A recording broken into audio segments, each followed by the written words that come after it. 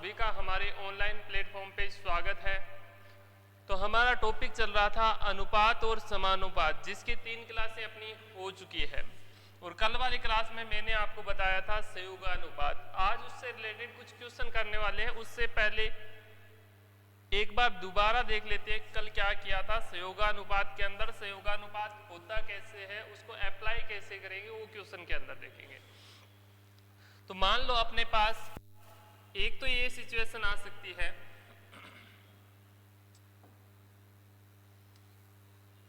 कि A अनुपात B अपने को दिया, A अनुपात B दिया हुआ है 4 अनुपात 5 तथा B अनुपात C अपने को मिला हुआ है 2 अनुपात 3 और अपने को ये बोल दे कि A अनुपात B अनुपात C कितना होगा। तो क्या करना है, A और B का अनुपात 4-5 है, B और C का अनुपात कितना है 2-3 है। यहाँ इसका पड़ोसी आ जाएगा 5, ठीक है। दूसरी लाइन में यहाँ जगह खाली है, यहाँ इसका पड़ोसी को रख दो 2 को और अब इनको मल्टीप्लाई कर देंगे तो यहाँ तो आ जाएगा 8, यहाँ 10 और यहाँ पे 15। यानी अब इन तीनों की एक साथ में तुलना कर सकते हैं। पहले क्या था, A की B से तुलना कर सकते थे, A की डायरेक्ट C से अपने को अनुपात नहीं मिला था। A और B में बता सकते हैं कि A के पास 4 हिस्से हैं, B के पास 5 हिस्से हैं। इसमें B और C का अपने को अनुपात मिला है, यानी तुलना कर सकते हैं केवल B और C की, कि B के पास 2 टुकड़े हैं किसी राशि के और C के पास 3 टुकड़े हैं। अगर अपने क्वेश्चन में A की तुलना C से करने को बोले तब अपने को संयोगानुपात की जरूरत पड़ती है।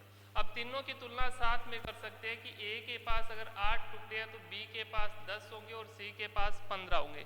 यानी सबसे कम राशि किसके हिस्से में जाएगी, A के हिस्से में। सबसे ज्यादा राशि किसके हिस्से में जाएगी, B के हिस्से में, C के हिस्से में, ठीक है।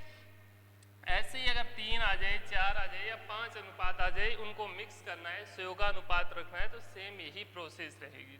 जैसे एक अगर 3 वाला करते हैं तो A अनुपात B अपने को मान लो दिया है 2 अनुपात 1, B अनुपात C अपने को दिया है 3 अनुपात 2 और अपने को एक और मिला है C अनुपात D, ये कितना दिया हुआ है 1 अनुपात 3। और अपने को पूछ ले कि बताओ A अनुपात B अनुपात C अनुपात D क्या होगा, या A की D से तुलना करने को बोल दे या D की B से तुलना करने को बोले या A B D तीनों की तुलना करने को बोले, तो अपने को तीनों का साथ में अनुपात पता होना चाहिए। तो A और B का कितना है 2 और 1 है, B और C का अनुपात कितना है, ये दूसरी लाइन में लिखेंगे 3 अनुपात 2 है। और यहाँ देखो C और D का अनुपात कितना दिया हुआ है 1 अनुपात 3, इसको सेम नेक्स्ट लाइन में लिख रहे हैं, C के नीचे 1, D के नीचे 3। अब जो इनके नीचे बगल में जो जगह खाली है उन पे नंबर फिल करने, यहाँ कितना आ जाएगा 1 आ जाएगा, यहाँ कितना वापिस 1 आ जाएगा, यहाँ कितना आ जाएगा 2 आ जाएगा, यहाँ कितना 3, यहाँ कितना आ जाएगा 1 आ जाएगा और यहाँ इसका फिर पड़ोसी 1 है तो 1 रख देंगे। अब इनका मल्टीप्लाई कर देंगे तो ये कितना आ जाएगा 6 आ जाएगा, इनका मल्टीप्लाई करेंगे तो ये 3 रहेगा और इनका मल्टीप्लाई करेंगे तो ये 2 रहेगा और इनका मल्टीप्लाई करेंगे तो ये 6 रहेगा। यानी इनका अनुपात आएगा 6 अनुपात 3 अनुपात 2 अनुपात 1। अब देखो यहाँ पे A और D के पास क्या है, समान राशि, इनके हिस्से में समान धन आया है, क्योंकि अगर साथ में तुलना करेंगे तो इसके हिस्से में भी 6 है और इसके हिस्से में भी कितने हैं 6 अनुपात है। पर यहाँ देख के अपन नहीं बता सकते क्योंकि यहाँ तो A की तुलना किससे कर रखी है, B की, यानी B को जब 1 टुकड़ा मिलेगा तो A को 2 टुकड़े मिलेंगे, ठीक है। अब डायरेक्ट ये नहीं देख सकते कि यहाँ A का अनुपात 2 है, यहाँ D का अनुपात 3 है तो D के पास ज्यादा होगा, नहीं। जब तीनों या चारों का साथ में अपने पास अनुपात होगा तो उनकी तुलना कर सकते हैं, इसलिए अपने को संयोगानुपात की जरूरत पड़ती है। अब देखो एक तो अपना क्वेश्चन बन सकता है ये, बाकी परसेंटेज में भी काफी क्वेश्चन बनते हैं। चक्रवर्ती ब्याज है, सारा संयोगानुपात पे चलता है तो वो सारा कुछ देखेंगे। तो ये अपना क्वेश्चन क्या है कि A व B का अनुपात 3 अनुपात 4 है, B और C की आय का अनुपात 2 अनुपात 3 है। A की आय C की आय से 1200 रुपये कम है तो B की आय ज्ञात करो। देखो इस क्वेश्चन ने अपने को अलग अलग अनुपात दे दिया ए और बी का, बी और सी का, और इसने अपने को अंतर दे दिया ए और सी की, ठीक है, ए और सी की आय का कितना 1200 रुपये।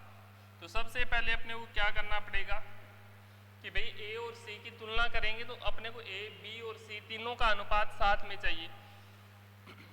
तो ए अनुपात बी अनुपात सी अगर मैं निकालूंगा, ठीक है, यही कर लेते हैं, ए अनुपात बी अनुपात सी, ए और बी का कितना दिया हुआ है 3 और 4 दिया है, बी और सी का अनुपात कितना दिया है 2 और 3 दे रखा है, ठीक है, 2 और 3 आ जाएगा। अब ये नहीं है कि यहाँ ए का अनुपात 3 है, वहाँ सी का अनुपात 3 है, तो दोनों के पास समान धन है, तीनों का साथ में निकालेंगे तो यहाँ कितना रखूंगा 2, यहाँ कितना रखूंगा 4, 3 दुए 6, 4 दुए 8, और ये कितने हो गए 4 तिये 12, ठीक है। अब देखो ए के पास सी से, ए के पास सी से कम है ना, कितने रुपए कम है 1200, और यहाँ कितने अनुपात कम है 6 अनुपात, यानी ये जो 6 यूनिट है इनकी वैल्यू कितनी है 1200 है, तो एक यूनिट की वैल्यू कितनी आ जाएगी 200 रुपये। और अपने को पूछा है बी के पास कितना धन है, तो बी के पास है बेटा 8 यूनिट, तो 8 यूनिट की वैल्यू हो जाएगी 8 × 200, ठीक है, एक टुकड़ा 200 के बराबर है, तो 8 टुकड़े 8 × 200, यानी 8 का मल्टीप्लाई कर देंगे 200 से, कितना आ जाएगा 1600 आ जाएगा, ठीक है, हो जाएगा। यहाँ मैं केवल आपको एक ही मेथड बता रहा हूँ क्योंकि यहाँ अपना कंसेप्ट चल रहा है सहयोगानुपात का। जैसे मान लो ये आ गया कि राम के पास जितना धन था उसका 12.5% खो गया और शेष धन का 75% खर्च करने के बाद उसके पास 630 रुपये शेष बचते हैं, ठीक है। तो राम के पास शुरू में कितने रुपए थे, जब कोई बंदा शेष का खर्च करता है, जैसे ए अपनी आय का 25% पत्नी को दे देता है, शेष का 5% बेटे को दे देता है, शेष का 10% पुत्री को दे देता है, शेष का 15% बड़े बेटे को दे देता है, लास्ट में उसका धन बचता है। और स्टार्ट में धन पूछ ले या बोल दे कि उसने बेटे को इतने रुपए दिए हैं, तो बताओ उसने पत्नी को कितने रुपए दिए हैं, ठीक है। इस टाइप के जो शेष वाले क्वेश्चन है ना, शेष से खर्च करते हैं, तो ये सक्सेसिव परसेंटेज पे चला जाता है, ठीक है, या फिर अपन सहयोगानुपात से भी इसको कर सकते हैं। तो यहाँ देखो राम के पास जितना धन था उसका कितना परसेंट 12.5%, 12.5% क्या किया खर्च कर दिया। अगर 12.5% का भिन्न रूप या इसको रेशियो में कन्वर्ट करूंगा तो ये कितना आ जाएगा 1/8 आ जाएगा, ठीक है। प्रतिशत को भिन्न में या अनुपात में चेंज करना पता होगा आपको कि जब भी प्रतिशत को मैं भिन्न में चेंज करता हूं यानी रेशियो में या अनुपात में चेंज करता हूं तो क्या करूंगा 100 का भाग दे दूंगा, क्योंकि प्रतिशत मैं हटा रहा हूं तो 12.5% है, तो पहले तो इसको इम्प्रॉपर फ्रैक्शन में चेंज करेंगे, 12 दुए 24 और 1 कितने हो जाएंगे 25, भाग में अब भी कितना है 2 है, और ये क्या है प्रतिशत। अभी तक इसका परसेंटेज नहीं हटा है, जब तक 100 का भाग नहीं लगेगा तब तक परसेंट नहीं हटेगा। तो 100 की परसेंटेज की जगह क्या लगा देंगे 1/100, ठीक है। तो इसको इससे कैंसिल आउट कर देंगे, 4 आ जाएगा, 2 को 4 से मल्टीप्लाई कर देंगे, कितना आ जाएगा 8, यानी 12.5% का भिन्न रूप होता है 1/8, यानी 8 रुपए के पीछे 1 रुपए की वृद्धि होना या 1 रुपए की कमी होना। तो 12.5% खो गया था, यानी अगर उसके पास 8 रुपया था तो अब कितना रुपया बचा है 1 रुपया खो गया, अब उसके पास बचा है 8 - 1 यानी कितना रुपया 7 रुपया, ठीक है। तो पहले उसके पास 8 रुपया था, 1 रुपया खो गया, अब उसके पास कितना रुपया बचा है 7।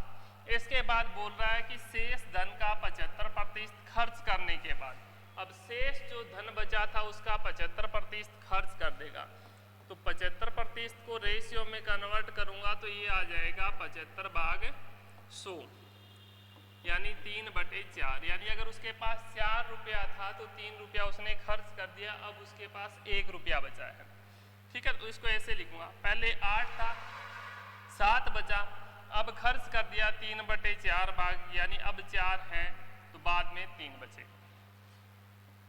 इसका मिश्रित रूप निकाल लेंगे तो यहाँ कितना आ जाएगा 4 आ जाएगा और यहाँ कितना आ जाएगा 7 आ जाएगा। तो 8 चौके 32, 7 चौके 28 और 7 दिए 21। अब ये अपने को क्या बताता है, इसके अलग अलग भाग को समझना, इसके अलग अलग अनुपात को। अगर प्रारंभ में उसके पास 32 रुपए थे तो कितने रुपए खो गए, उसके 4 रुपए खो गए, यानी खोए गए रुपयों का अनुपात कितना है 4 है। अब उसके पास कितने खोने के बाद 28 रुपए बचे।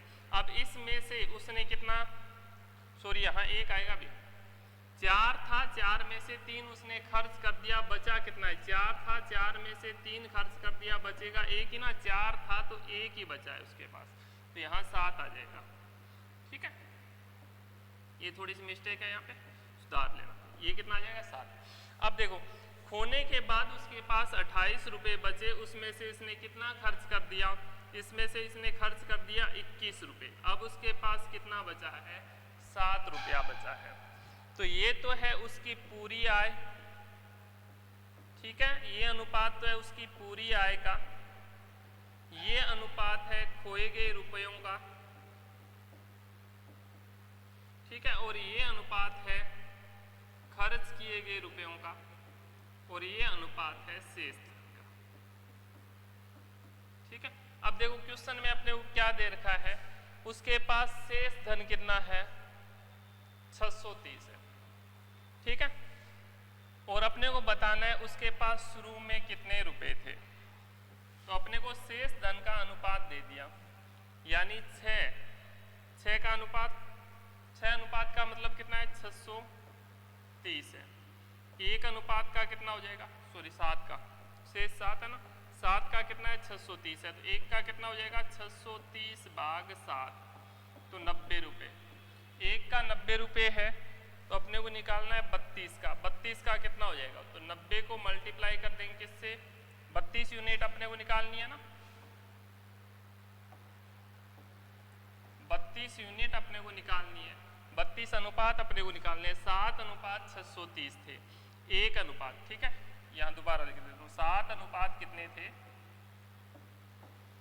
7 अनुपात थे 630, तो 1 अनुपात कितना आ जाएगा 630 भाग 7, यानी कितने 90। 1 अनुपात 1 टुकड़ा 90 का है, और शेष टोटल उसके पास आए कितनी है 32 यूनिट में, तो 32 यूनिट की वैल्यू कितनी हो जाएगी 32 इंटू 90।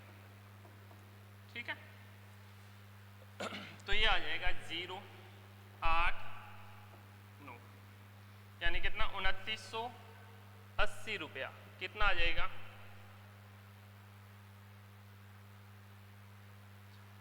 अरे 2880 होगा, कितना 2880, 9 दुए 18, 8, 1 आंसर 9 3 27 और 1 कितने आ जाएंगे 28, तो 2880 कौन सा है, ए ऑप्शन में हो जाएगा, ये 2880 रुपये कर लोगे। या फिर देखो स्टार्ट में मैंने आपको बताया था ना कि यूनिटरी मेथड से डायरेक्ट कर लेना, जैसे अपने को पता किस अनुपात का है 7 का, पता करना किस अनुपात का है 32 का, तो जिस अनुपात का पता करना है उसको अंश में रखो, जिस अनुपात का पता है उसको हर में रखो, और इसकी वैल्यू जितने क्वेश्चन में दे रखी है उससे मल्टीप्लाई कर देंगे, तो ये कितना आ जाएगा 2880 रुपया आ जाएगा। ठीक है, कितना हो गया 2880 रुपया। चलो, तिलक के वेतन में पहले 15% की वृद्धि, दूसरे वर्ष 20% घट जाता है और तीसरे वर्ष 25% की वृद्धि हो जाती है। यदि तिलक का वेतन इन तीनों वर्षों के पश्चात, ठीक है, 3 वर्ष बाद इसका वेतन कितना है 23,000 रुपये है, तो प्रारंभ में तिलक का वेतन बताना है कितने रुपए था। तो अब देखो 15% की वृद्धि हुई है, तो 15% का भिन्न रूप क्या है, 15 में 100 का भाग दोगे तो ये आ जाएगा 3/20, और वृद्धि हुई है कमी हुई है, तो वृद्धि हुई है, यानी 20 के पीछे 3 की वृद्धि होगी, 20 से ये कितना हो गया 23 हो गया। ठीक है, तो तिलक का प्रारंभ में वेतन अगर 20 था तो बाद में कितना हो जाएगा 23 हो जाएगा।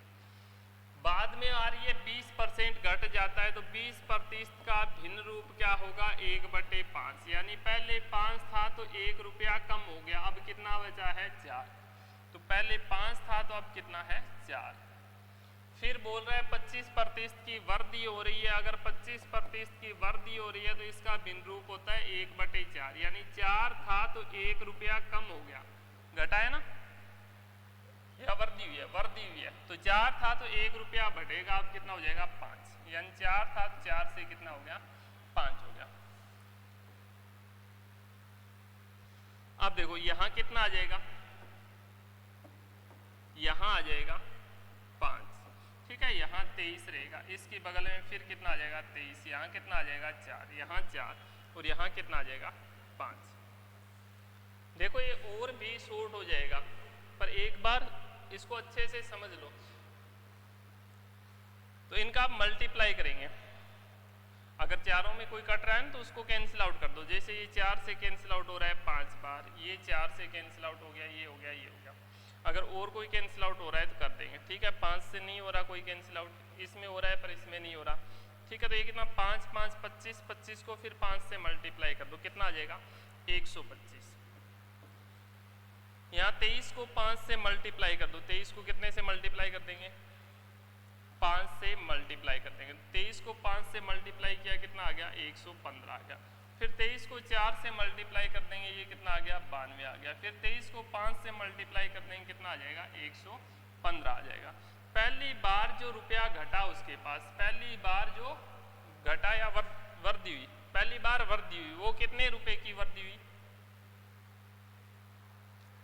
अरे भाई 4 से काटेंगे 5, यहाँ ओहो यहाँ 4 आएगा भाई, 5 5 25, 25 चौके 100, ठीक है। तो यहाँ कितना आ जाएगा 100 रुपया। तो पहले 15% की वृद्धि हुई, 100 से कितना हो गया 115, यानी पहली बार बढ़ा 15, दूसरी बार घटा कितना 23, तीसरी बार बढ़ा कितना बढ़ गया, वापस बढ़ गया 23 रुपया। यानी पहली बार बढ़ने के बाद और लास्ट में जो है ना वो सेम है, ठीक है। पहली बार जो वृद्धि हुई थी ना उसके बाद भी उसको कितने मिल रहे थे 23,000, 3 वर्षों के पश्चात, यानी ये 115 का इसने अनुपात की वैल्यू कितनी दे दी 23,000 रुपये दे दी। और अपने को पूछा है प्रारंभ में, यानी 100 की वैल्यू निकालनी, 115 की दे रखी है, तो 100/115 मल्टीप्लाई 23,000, काटेंगे 23,000 से, यहाँ 1000 बचेगा, 23 से काटेंगे 5 बार, 5 से इसको काट दो 20 बार, 20 को 1000 से मल्टीप्लाई कर दो, कितना आ जाएगा 20,000, ठीक है। तो अपना आंसर कौन सा हो जाएगा, सी वाला सही हो जाएगा। अब देखो अपने को अनुपात तुलना किसकी करनी है, स्टार्ट वाले की और लास्ट वाले की तुलना करनी है, क्योंकि इसमें क्या बोला है कि लास्ट में 23,000 था तो स्टार्ट में यानी प्रारंभ में कितना था। तो बीच वाले अगर ना लिखते या इनका मल्टीप्लाई नहीं करते तो भी चलता, इनका मल्टीप्लाई करके ये नहीं लिखते तो भी चलता। पर मान लो अपना क्वेश्चन आ जाए इस हिसाब से, ठीक है, ये आ गया, इस हिसाब से क्वेश्चन आ गया। तिलक के वेतन में पहले वर्ष 15% की वृद्धि हुई, दूसरे वर्ष 20% की कमी हुई और तीसरे वर्ष 25% की वृद्धि हो जाती है। यदि तिलक का वेतन तीसरे वर्ष 6,900 रुपये बढ़ जाता है तो प्रारंभ में तिलक का वेतन क्या था।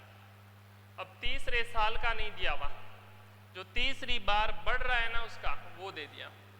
जैसे मान लो अब इसका भिन्न रूप सेम, पहले 15% वृद्धि का मतलब 20 से कितना हो गया, 20 से हो गया ये 23, फिर 20% घट जाता है यानी 5 से कितना हो जाता है 4, फिर 25% की वृद्धि होगी यानी 4 से कितना हो जाएगा 5। अब इसका सहयोगानुपात निकाल लेंगे, अब इसका क्या कर लेंगे सहयोगानुपात निकाल लेंगे। यहाँ 23 आ जाएगा, यहाँ भी इसका पड़ोसी 23, यहाँ भी इसके बगल में 4 बैठा है, यहाँ बगल में 4 है, वापस 4 आ गया, यहाँ कितना आ गया 5 आ गया, ठीक है। अब ये कैंसिल आउट हो रहे हैं किससे, 4 से कैंसिल आउट हो रहे हैं, यहाँ 5 आ जाएगा, यहाँ 4 4 4, तो 5 25 25 को 4 से मल्टीप्लाई करेंगे 100, 23 को 5 से मल्टीप्लाई करेंगे 115, 23 को 4 से मल्टीप्लाई करेंगे कितना आ जाएगा 92 आ जाएगा, 23 को 5 से मल्टीप्लाई करेंगे 115 आएगा। थोड़ा सा क्वेश्चन चेंज किया है, बाकी सेम है पहला। अब क्या बोल रहा है, पहली साल कितनी वृद्धि हुई, पहली साल वृद्धि का अनुपात कितना है 15 है, दूसरे साल वृद्धि या कमी का अनुपात कितना है, तो दूसरे साल कमी हुई उसका अनुपात है 23। तीसरे साल वृद्धि हुई उसका अनुपात कितना है, 92 से 115 हुआ, यानी 23 बढ़ा। तो तीसरी बार बढ़ा है ना, उसका अनुपात कितना है 23। अब की बार ये लास्ट वाला नहीं दिया, तो अन्य मेथड से करें ना ये ना कोई दूसरे तरीके से, तो यहाँ फंस जाएंगे। अगर बीच की कोई वैल्यू अपने को दे दे, कैलकुलेशन थोड़ी सी हार्ड हो जाएगी, पर इसमें कोई फर्क नहीं पड़ेगा। 23 अनुपात की वैल्यू कितनी है 6900, तो 1 अनुपात की वैल्यू कितनी आ जाएगी 300। अब अपने को कितने अनुपात की वैल्यू निकाल लिया है, प्रारंभ में तिलक का वेतन ज्ञात करना है, तो 1 अनुपात 300 है, 100 अनुपात कितने हो जाएंगे 30,000 हो जाएंगे। कितने हो जाएंगे 30,000। अगर वो बोल देता कि बताओ भाई दूसरे साल उसमें कमी कितनी हुई, दूसरे साल उसके वेतन में कमी कितने रुपए की हुई थी, अगर तीसरे साल उसके वेतन में 6,900 रुपए की वृद्धि हुई, तो बताओ दूसरे साल कमी कितनी हुई थी। तो अनुपात देख के अपने को पता चल रहा है कि तीसरे साल जितना बढ़ा था दूसरे साल उतना ही कम हुआ है। इस साल 23 अनुपात बढ़ा है, इस साल 23 अनुपात कम हुआ है। तो इन दोनों की वैल्यू तो अपने को पता है 6,900 रुपये। तो दूसरे साल कमी कितनी हुई थी 6,900 की, तीसरे साल बढ़ा कितना था 6,900 रुपये बढ़ गया था। जैसे ये क्वेश्चन है, जब किसी संख्या में क्रमशः 25%, 40% और 20% की कमी की जाती है, पहले 25% की क्रमशः कमी हो रही है, 25% की, फिर जितनी बची उसमें से 40% कम हुआ, फिर जितनी बची उसमें से 20% की कमी हो जाएगी, तो यह 21,904 हो जाती है। वह संख्या कौन सी है, अपने को संख्या निकालनी है। तो 25% कमी का मतलब क्या है, 4 से कितना हो जाना 3 हो जाना। 25% का भिन्न रूप कितना है 1/4, यानी पहले अगर 4 था तो बाद में कितनी होगी ये 3 होगी। फिर 40% की कमी हुई तो 40% का भिन्न रूप कितना हो जाएगा, 40 में अगर 100 का भाग दोगे तो ये होगा 2/5, यानी 5 था तो 2 कम हो गया 3 बचा है, 5 से कितना हुआ 3 हुआ। फिर कमी कितनी हुई 20% की, तो 20% का रेशियो फॉर्म क्या होगा 1/5, यानी पहले 5 था तो अब 1 कम हो गया, कितना बचा है 4। अब अपने को लास्ट का दिया हुआ स्टार्ट का निकालना है, तो यहाँ 3 आ जाएगा, यहाँ 3 आ जाएगा, यहाँ 5, यहाँ 5, यहाँ कितना आ जाएगा 5 आ जाएगा। कैंसिल आउट हो रहा है क्या, नहीं हो रहा, और यहाँ 3 रहेगा। तो लास्ट कितना है 3 3 9 9 चौके 36, लास्ट में 36 है, तो स्टार्ट में कितना है 5 5 25 25 चौके 100, यानी अपने को 36 अनुपात की वैल्यू दे दी 21,904। अब बीच वालों को क्यों मल्टीप्लाई करूंगा, क्योंकि तुलना मेरे को लास्ट वाली और स्टार्ट वाली करनी है, ठीक है, और 100 की मेरे को वैल्यू निकालनी है। तो क्या करूंगा, 100 की वैल्यू निकालनी है, 36 की वैल्यू दे रखी है, और 36 की वैल्यू कितनी दे रखी है 21,904 दे रखा है, ठीक है। अब इसको जिस तरीके से करना चाहो उस तरीके से कर सकते हो। अब अगर कैंसिल आउट करोगे कैंसिल आउट कर दो, चाहे कैंसिल आउट अगर मैं 9 से करूंगा तो ये 9 से कैंसिल आउट है, नहीं होगा ना, वो होगा 3 9,